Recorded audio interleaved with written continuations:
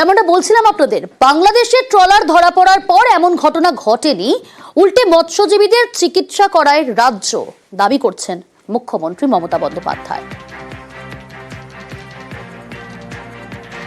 আমার সঙ্গে রয়েছে প্রতিনিধি বিশ্বজিৎ। বিশ্বজিৎ, বাংলাদেশে যারা মৎস্যজীবী, যারা এপার বাংলা অর্থাৎ ভারতে আটক হয়েছিল, তাদের চিকিৎসা পর্যন্ত করানো হয়েছে। হ্যাঁ দেখো, শুধু চিকিৎসা নয়, তোমাকে আরো একটা বলে রাখবো যে একটি ট্রলার, বাংলাদেশি ট্রলার 12 জন মৎস্যজীবী নিয়ে তারা কিন্তু যখন দুর্যোগের মধ্যে পড়ে, তাদের ট্রলার ডুবি হয় এবং সেই ট্রলার ডুবির ঘটনার পর তারা কিন্তু যখন সমুদ্রে ভাসছিলেন, ভারতীয় দুটি ট্রলার পারমিতা 2, এই দুটি ট্রলার কিন্তু এবং ওই 12 জন মৎস্যজীবীকে কিন্তু সেই দুর্যোগের হাত থেকে কিন্তু রক্ষা করেছেন এবং তাদেরকে বাঁচিয়ে আমাদের ভারতবর্ষে নিয়ে এসছেন, পশ্চিমবঙ্গে নিয়ে এসছেন। তারপরে তাদেরকে এখানে রাখা হয়েছে, চিকিৎসা এবং সবকিছু পরিষেবা দেওয়া হয়েছে। কিন্তু ছবিটা দেখা গেল যে ভারতের যে মৎস্যজীবীরা যারা বাংলাদেশে ধরা পড়েছিলেন, তারা কিন্তু তাদের বিভিন্ন জায়গায় তাদের চোট রয়েছে, বিশেষত বেশিরভাগ লোকের পায়ে চোট রয়েছে, অর্থাৎ তাদেরকে মারধর করা হয়েছে, এমনটাই কিন্তু পরিষ্কার বোঝা যাচ্ছে। কিন্তু আমাদের ভারতবর্ষে কিন্তু যে ছবিটা দেখা গেল একদম অন্য চিত্র, একদম যে বাংলাদেশ বন্ধু সেই সুলভ চিত্র কিন্তু দেখা গেল।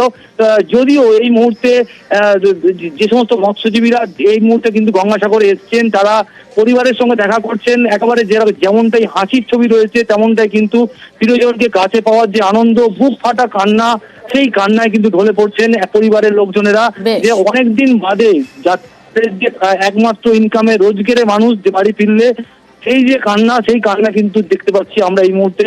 আর এরপর কিছুক্ষণের মধ্যে গঙ্গাসাগর থেকে এই 95 জন মৎস্যজীবীকে এবং ওই 6টি ট্রলারকে কিন্তু ফিরিয়ে দেওয়া হবে এবং কাকদ্বীপের দিকে নিয়ে যাওয়া হবে, এমনটাই কিন্তু আপাতত আমরা জানতে পারছি। বেশ, বাংলাদেশের ট্রলার ইতিমধ্যে প্রায় মাসখানেক আগে আমাদের সীমানায় ঢুকে পড়ে। তারা অসুস্থ হয়েছিল, আমরা তাদের ভালো করে চিকিৎসা করাই এবং তাদের আমরা খুব যত্ন করে রেখেছিলাম। দুদেশই মৈত্রীর বন্ধনে আবদ্ধ থাক, এটা আমি নিশ্চয়ই চাই। অসুস্থ হয়েছিল প্রচন্ড, তাদের সম্পূর্ণ চিকিৎসা করে ভালোভাবে রেখে, যাতে দেশের কোনো বদনাম না হয়, বাংলার কোনো বদনাম না হয়, আমরা পুরো সাহায্য করেছি।